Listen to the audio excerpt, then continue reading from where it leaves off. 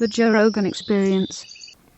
That is a really interesting breakdown. That maybe that is one of the big mistakes we're making in our culture. When people point to the problems that we have in this country, one of the problems we have is our inability to connect with each other, or to recognize that we're all sharing this space and time together, and instead wanting to uphold our own religious or ideological ideas as being the only one way to get going, the only one way to get through. And one of the things that I've found with these psychedelic experiences, it really makes ideologies seem, if not preposterous, at the very least insignificant in comparison to human experiences. Absolutely. The experience of camaraderie and friendship and love.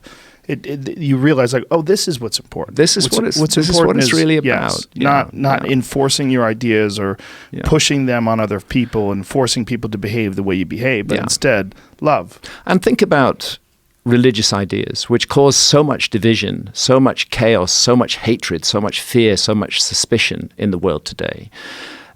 Is it really what we want to do as human beings? Simply to accept a package of ideas that were believed in by our ancestors, to accept them whole, without question, as absolute fact, which we regard as such authoritative fact that in some cases we're willing to be deeply unpleasant to people who hold different views, or perhaps even kill them.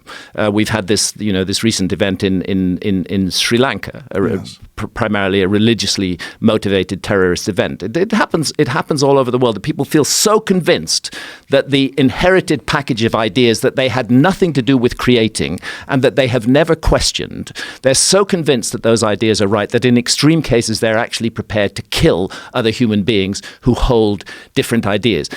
Are they so insecure in their own beliefs that they're prepared to go to that level of actually murdering another human being who holds it? They're so threatened by the other beliefs that other human beings hold. So it's an abnegation of our responsibility as human beings. We should be questioning things. We should not be accepting packages of ideas intact, fully formed, and using them to drive the way we behave towards one another.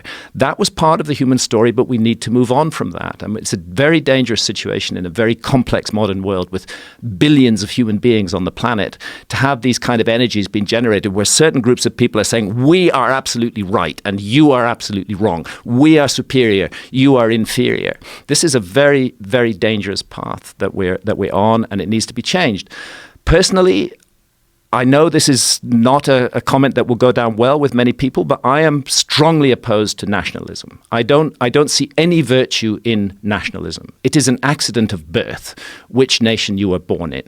It was nothing that you did for your own merit. You didn't earn that. You were born by accident in a particular nation.